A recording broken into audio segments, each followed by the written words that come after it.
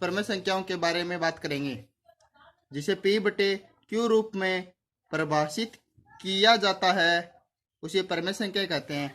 जहां P व Q पूर्णांक संख्या हो, पूर्णांक संख्या 0, 1, 2, 3, 4, 5 अनंत तक।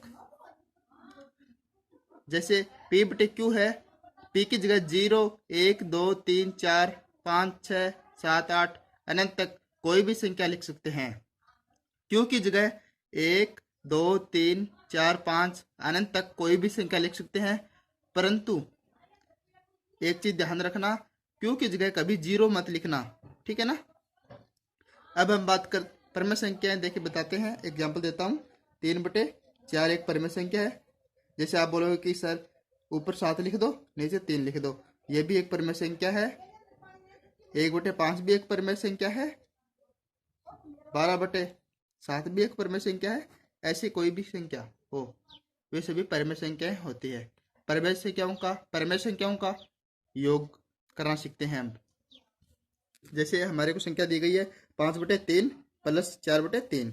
अब इसका भी योग ज्ञात करते हैं। हम लघुत्तम लेते हैं तो लघुत्तम आता है 3। जैसे 5/3 प्लस 4/3 दिया है, नीचे 3 भी है, इसकी जगह भी 3 है, तो हमेशा यही संख्या लघुत्तम होगी, ठीक है ना। अब 3 को 3 पर भाग देंगे, जो लघुत्तम है उस पर भाग देंगे, तो हमारा कितना हुआ प्राप्त हुआ, 1 आया। और 1 को इस संख्या से मल्टीप्लाई करेंगे 5 से, तो 5 × 1 तो कितना हुआ, 5 × 1 यानी 5 प्लस, अब 3 को 3 पर भाग देंगे, कितना आया, 1। 1 को 4 से गुणा किया, कितना आया, 4। अब 4 प्लस 5 को ऐड किया, कितना आया, 9। 9/3 ये भी एक परमेय संख्या है। अब दूसरी संख्या देखते हैं, दूसरा क्वेश्चन देखते हैं। 5/5 2/5 प्लस 6/5। अब लघुत्तम कितना आया, 5। अब 5 पर 5 का भाग दिया, कितना आया, 1। 1 को 2 से मल्टीप्लाई किया, कितना आया, 2 प्लस 5 का भाग 5 पर दिया, कितना आया, 1। 1 को 6 से गुणा किया, कितना आया, 6। 2 प्लस 6 जोड़े, कितने हुए, 8। 8 प्लस 5 कितने हुए, 8/5। ये भी एक परमेय संख्या है, ठीक है। अब हम घटाव की बात करते हैं। 7/4 माइनस 2/4। हमारा लघुत्तम कितना प्राप्त हुआ, नीचे सेम संख्या है तो लघुत्तम भी 4 आएगा। वो नीचे सेम संख्या, वही संख्या लघुत्तम होगी 4। 4 को 4 पर भाग दिया, कितना आया, 1। 1 को 7 से मल्टीप्लाई किया, कितना आया, 7।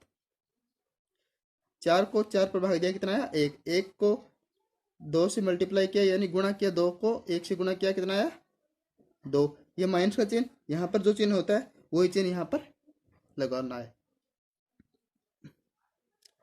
अब इसको घटाएंगे। 7 - 2 कितने प्राप्त हुए, 5। 5/4 ये भी एक परमेय संख्या है, ठीक है ना। अब दूसरा क्वेश्चन देखते हैं घटाव का। इसका लघुत्तम कितना आएगा, 4। 4 को 4 पर भाग दिया, कितना है, 1। 1 को 3 से मल्टीप्लाई किया, गुणा किया, तो कितना हुआ, 3। 4 का भाग 4 पर दिया तो कितना प्राप्त हुआ, 1। 1 को 2 से गुणा किया, कितना आया, 2। और यहाँ पर चिन्ह किसका है, माइनस का, तो माइनस का लगा दो, ठीक है ना। 3 - 2 कितने प्राप्त हुए, 1। 1 नीचे क्या है, 4। 4 लगा दो, ठीक है ना। ये भी एक परमेय संख्याएं हैं। अब गुणा की बात करते हैं। 3/4 × 5/2 इसको मल्टीप्लाई करते हैं यानी गुणा करते हैं। तो ऊपर वाली संख्या को ऊपर वाली से, नीचे वाली संख्या को नीचे वाली से के गुणा करो। जैसे 3 × 5 कितने प्राप्त हुए, 15। 4 × 2 कितने प्राप्त हुए, 4 को 2 से गुणा किया, कितना हुआ, 8। 15/8 ये भी परमेय संख्याएं हैं। अब नीचे है 5/3 × 4/3। अब इसको भी गुणा करते हैं तो कितने हुआ, 5 को 4 से गुणा किया, कितना है, 20। और 3 को 3 से गुणा किया, कितना है, 9। यही भी एक परमेय संख्याएं हैं। अब परमेय संख्या का घटाव हो गया, जोड़ भी हो गया यानी योग भी हो गया, और गुणा भी हो गया। अब बात करते हैं भाग की। 3/4 भाग 2/3। आपको एक बात याद रखनी है, पहली संख्या को एज इट इज यानी जैसी है वैसी लिख दो, 3/4। अब जहाँ पर भाग का चिन्ह है उसको गुणने का चिन्ह लगा दो, गुणा का चिन्ह लगाओ उसकी जगह, और आगे वाली संख्या को उल्ट दो यानी व्युत्क्रम लिख दो, यानी पलट दो इस संख्या को। जैसे इसको उल्टा कितना हुआ, 3/2, यानी 3 को ऊपर ले जाओ और 2 को नीचे ले आओ, ठीक है ना, यानी 3/2। अब इसको यहाँ पे गुणा का चिन्ह हो गया। ये गुणा का चिन्ह क्यों लगाया, क्योंकि अगली संख्या को हमने उल्टा है। तो 3 को 3 से गुणा कर दो, 4 को 2 से गुणा कर दो, 3 × 3 4 × 2, ठीक है ना। 3 को 3 से गुणा किया कितना आया, 9। 4 को 2 से गुणा किया कितना आया, 8। ये भी एक परिमित संख्या है। अब भाग का, परिमित संख्याओं का भाग का दूसरा